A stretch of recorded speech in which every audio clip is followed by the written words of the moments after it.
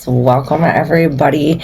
On the bottom of the shuffle tarot, we have the Two of Wands, the Two of Swords. This which made me think of doing a this or that. We haven't did a this or that in a long time, so I'm figuring we could do a little of that. We could do a little of this, a little bit of that. And since this Two of Swords, you know, this is usually a choice that we're making, a decision. So if this is a decision between this or that, this is going to help you. No, I'm sure this will still help you. This decision, you know, you have the whole world in your hands. You have the ball in your court. It's almost as if you can't see the future, though. This is almost like the unseen. Like you could feel it. You might not be able to see it, but you could feel it. So let's see for this and that.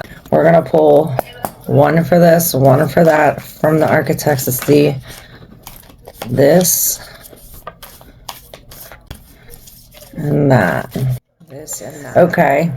So with the Mother being at the bottom of the undercurrent of both this and that, this is telling me that this is a very important decision that we have to mother, we have to care for, that we've been caring for. It's almost like nesting. It reminds me of like a mother nesting, like you have to get ready. This is a choice that we're preparing for. Perhaps this is a choice about being a mother, but usually the mother is a female birthing some kind of life, some kind of creation. It doesn't necessarily, I mean, you could be a man with a business idea birthing this business. You know, it doesn't necessarily have to be. With tarot, energies are energies, and I always say these are your readings, so use your intuition when deciphering the message. We have this. For this, we have the Destroyer. The Destroyer, number 23. The Destroyer. Oh, you see the owl's eyes in there? With these stars and some kind of coins or brass or something. And then for that, we have the Forest, number 30. All the trees and the advancement. And, you know, I always say this and that, or this or that, go together like this and that. It's almost as if, you know, we have this Destroyer, something coming in to destroy, and then this is like the regrowth, the forest. Perhaps there's a forest being destroyed, or this is like taking down the trees, taking down some kind of creation that had been there for a while. Perhaps this is having to do with your choice. But this is the Destroyer, that is the Forest. I'm going to start with this and then do that. We'll start with this, the Destroyer. Let's see what the tarot says for the Destroyer for this number 23, the Destroyer. I guess these are our cards. This is going to help us make our choice, hopefully, about this decision, this or that, or this, or this. All right, we'll get one of these. And we'll start by reading the Destroyer, number 23. This is the Savage, the unexpected, and the rejected. The Destroyer, the final of the three archetypes in the trio of existence, has necessary yet painful work to do in the world. Culturally, we have an aversion to endings, and we hang on to permanence as a signifier of success. Yet, the Destroyer pulls the rug out from underneath the relationships, jobs, homes, and all forms of security. It's the part of us that wants things to end. Its painful orientation is to uncover our true purpose. The Destroyer does not let us linger long in comforts, as it knows not much happens in that realm. With its piercing eyes, you see the eyes in there? With its piercing eyes, it seeks out stagnancy from a distance, and the rest becomes history. In the old mist, this is the moment when heads begin to roll. The ground opens up and the castles crumble. Hold on for the ride. The destroyer has arrived. So, we're gonna see, and it's funny because I thought of the destroyer being like this demonic thing, and then here we have the devil showing up as the King of Cups, like, and we're believing all of this like fairy tale stuff because of how we feel. And it's almost like the book said, like we're holding on to this, like I'm not letting go, or I'm not, perhaps this is how we have to be, like I'm not letting you in, you know. Let's open this up. We have the Hangman, the Sun in reverse, the Tower in reverse. This comes with the Destroyer. The Nine of Pentacles, the Strength in reverse, the Nine of Swords in reverse, the Emperor, the Seven of Cups, the Ace of Pentacles in reverse, and the two left in my hand, the Magician in reverse in the past, the Six of Cups, which is funny because this is saying that there's like a lie from the past, or perhaps information from the past. Sorry, I'm cooking the food. So yes, so this destroyer, so this choice that we have to make is just this, like, perhaps the choice that you make, this is why you're holding on so long. It's gonna cut deep, it's gonna bleed, it's gonna hurt. Perhaps this is this, that it's gonna take out everything, you know, perhaps it's releasing everything. But when I say releasing everything, all of these sleepless nights, all of this pain, all of this also is being released with this Tower. After this Tower, it's as if, like the book said, we come out with our true purpose. It's as if whatever is hidden, we now hold it up. It's as if now we find our true purpose. With the Sun in reverse, with the Emperor, it's almost as if we're being dedicated to finding out some kind of truth, or dedicated. It's almost as if you're like standing up against being alone, or standing up against shining your light. Perhaps this is discipline over pessimistic and over these lies. This is this, we're winning. This is this charity. This passing forward. This is like trudging forward to, okay, the Tower came and knocked all of the sun out, and now it's in our darkest days. We're in this hermit moon. We don't want to go forward alone, and blah, blah, blah. This is this chariot busting forward, saying, we no longer have to be like this. This is a win for us. This is why the Nine of Swords, the Nine of Wands is in reverse. We're no longer in this wounded warrior type energy. We're healing. We're healing with the Hangman. We've been in this position for a long time. We are now seeing it from a different perspective. Perhaps that's why the King of Cups is here now, truly feeling. The King of Cups is all in its feeling. And it's as if, you know, we're acting this big and bad way because of the lack of strength or courage within. Perhaps this is what we're finding out. It's as if we lack the strength or courage because of this outside energy, something within, or maybe something outside help us figure out the strength. It's as if we needed help or something and nobody helped us. So because nobody helped us, we helped ourselves, and then we gained this knowledge and everything from it.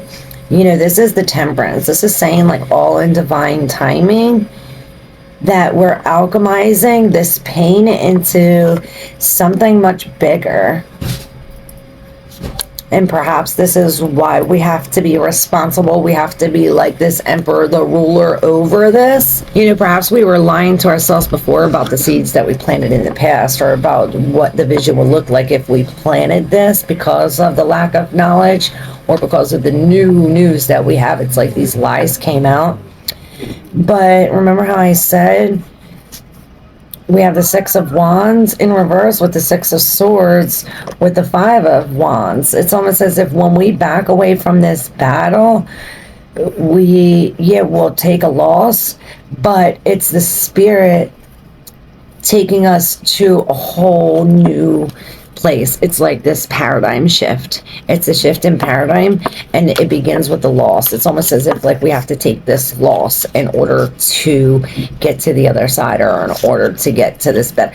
It's like everything has got to be destroyed before we can create something new. This whole paradigm got to be shifted. Wow, what a beautiful reading for this. Now we're going to move on to that. The forest. And see what the forest has to say. You see the little tent too, right? For those of you who picked that, this is number 36. And the forest is the woods, the thicket, the jungle. Consider for a moment your earliest memory of the forest. It's likely it included all the mythic dynamics of this archetypical space. A little fear, a little enchantment, perhaps losing your way, perhaps discovering a secret mystical treasure. Such is the magic of the forest. It requires first that you enter it and that you get lost within it. You may think there is no path to lead you straight through, but soon enough you'll be on what is known as the pathless path. There are tricksters here, dense foliage and entanglement, but equally present are the glimmers of fairy light and friends among the trees. It reminds me of the DNA in the trees, and we're all connected. You're on an adventure now, and there's no turning back. So embrace the dim light and moving shadows, whether literal or imaginal. Brave the forest and get lost getting found. So when light, this is magic abounds, childlike wonder and adventure. When dark, it's concealment, density, and savagery. It says, the hunter, the maiden, the crone, and the shaman make regular appearances in the forest. Don't be surprised if these cards come up together. Let the narrative reveal itself. And then it says, if you get out of the forest without feeling lost, you were only in a little grove of trees. The great archetypical forest requires we spend at least one night frightened for a whole life. Wow. So both the destroyer, both this and that had the same fearful energy. Darkness has the same lost type feeling. You know, when we're when we're this one little person amongst all of these big trees and all of this, it's frightening, just as the same as when we're in this one little person and all of this is destroyed and we have nothing. It's almost the same type of fear. Let's pull some tarot cards on the forest for that pile and see how this path of pathways is leading us. This green tent, I see this, all this green, so it's almost as if our heart is leading us, or we're being guided by our heart, love, passion of some sort. That's what I seen on the shuffle. And when I said passion. So yeah, we're coming from, you know, being left out in the dark forest, and it's almost as if we're picking up the pieces to build some kind of shelter. Now, all of these are in the deep subconscious, and we have the 4 here, the security. We're holding on, we're saving. What are we holding on to? We're holding on to the magic. We're holding on to all of our skills. Perhaps this is taking us a long time to manifest this. It's almost like this is a slow project. It's a closed book, so perhaps this is a secret underworking project. You know, it's been working underground. Perhaps this is... We have the 9, which is this ending. And then we have the magician, which is this beginning. So we have this wounded warrior coming from all of this pain, but in the security herself, which again, then she leads this from the security to this consciousness, where it's almost as if we have a shift of consciousness, where we see some kind of secrets about this security, or about the magic in gaining this security, then all of this pile is under here and under here. So perhaps this is the closed book secret. Let's open it up. And this is on the outside. So we have 7, introspection. The Chariot with the Judgment, with the Judge on top. The Page of Wands. We see the Knight of Wands in here too. The 3 of Wands. So we have a lot of 3 of Cups. The Queen of Swords in reverse and the Knight of Wands. All right. So, with this Page of Wands here, it seems as though we are starting a brand new journey. This is, like I said, with our passion. We're leading this with our passion, with our heart, with, you know, it's almost as if we're on our own trying to find our inner child, trying to find the secret of healing this pain, of coming out of the darkness, of expanding. It's like these visions in the darkness are expanding. It's almost as if you are put in these dark situations for like the past 9 years or 9 to 30 years, and now all this expansion is coming out. And it reminds me of this year. 2025 is a big year for astrology. Speaking of expansion and things, like Jupiter is the planet for expansion. I think halfway through this year, Jupiter is transiting to Cancer, which it loves being in Cancer. It's a very good energy.